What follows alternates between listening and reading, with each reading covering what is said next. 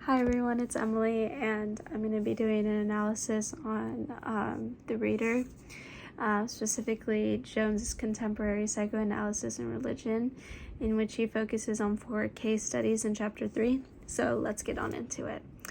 The author highlights that the focus of these case studies and how they have like a common aspect is that is like the function of their image of God. In the person's psychic economy, that's the quote, rather than on its origin using the lens of transference, and how the patients or the clients were able to transform from such a difficult time in their lives to either finding more clarity within themselves or in their relationship with God. And like I said, there were 4 separate case studies discussed in this chapter. The first one was Harold, and he would get angry at people when they didn't tell him what to do, and he would respond like passive aggressively to them if they did tell him to do some things, which is like such a like weird thing to kind of like visualize, see how he kind of butts heads there regardless of whether people are telling him what to do or not. He viewed God as someone that was keeping score on him for his mistakes, and tethered and his perspective of God tied with anxiety, fear, and anger. And he was able to transform completely through himself and through his religious life. And he found peace in prayer.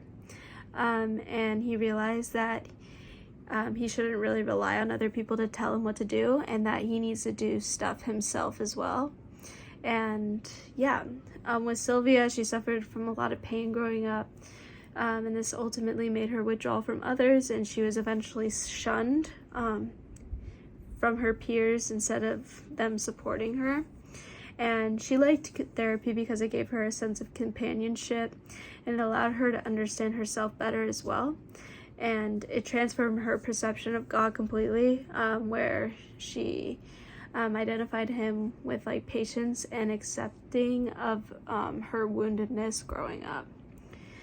For Barbara, she thought God, there was 3 stages that were discussed, 3 stages of her life discussed in this, and growing up, she thought that God was just another man that abused her just because she had a poor experience with her church, as well as dealing with sexual abuse growing up. As a young adult, she saw God as a friend, but in her current life, it's kind of hard for her to describe God. But because of therapy, it helped her realize that God is moving and he lives within our being. And as she continues to rework herself, she sees a lot of clarity within herself, but also her relationship with God, where their foundation is growing, which is quite incredible. With Martin, he is unable to act around others that show energy to him, and growing up he was very angry because he was emotionally neglected, and he doesn't have any religious background. And I find it interesting that the author included a case where a person didn't have like a spiritual transformation by the end of therapy, but it's still very interesting regardless.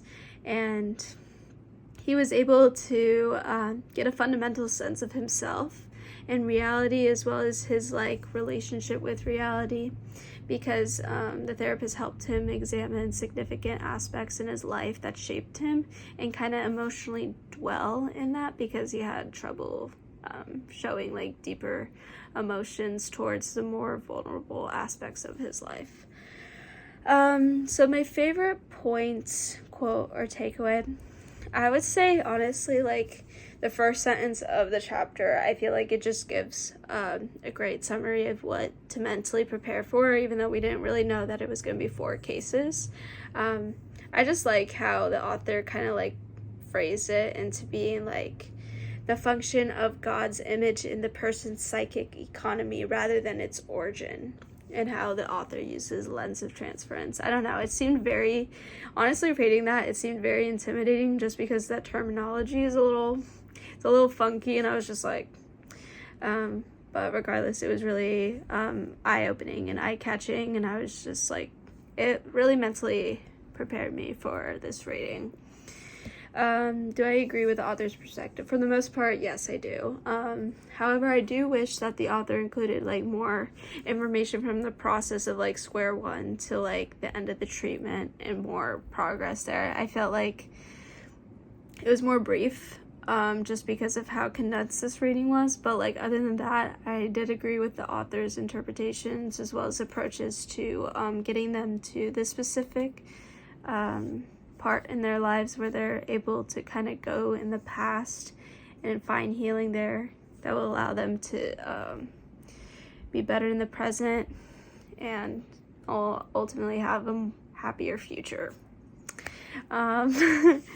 And how does this information relate to your own experience? I just feel like it's important to have hope, and I felt like just from the transformative aspect of this reading, it's really like there is hope, and we find, even though Martin's case is slightly different, we do find hope with God and amidst the difficult times in our life. And I feel like this is seen through Barbara's life, because I feel like that examined more on the religious aspect of like the religious theme that's discussed in this chapter, and just like how her relationship of God like changed throughout her entire life, even though it was difficult for her to grasp when she was dealing with, I think it was depression and suicidal thoughts, and she was still willing to find hope. I just felt like her story was extremely powerful, even though all of them were, but just like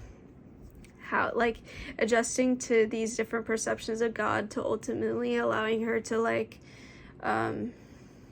grow as a person and grow as a Christian, and to enhance that relational aspect with God was quite incredible to witness. And my question is, what is your definition of a psychic economy? That is literally a part of the quote that I chose.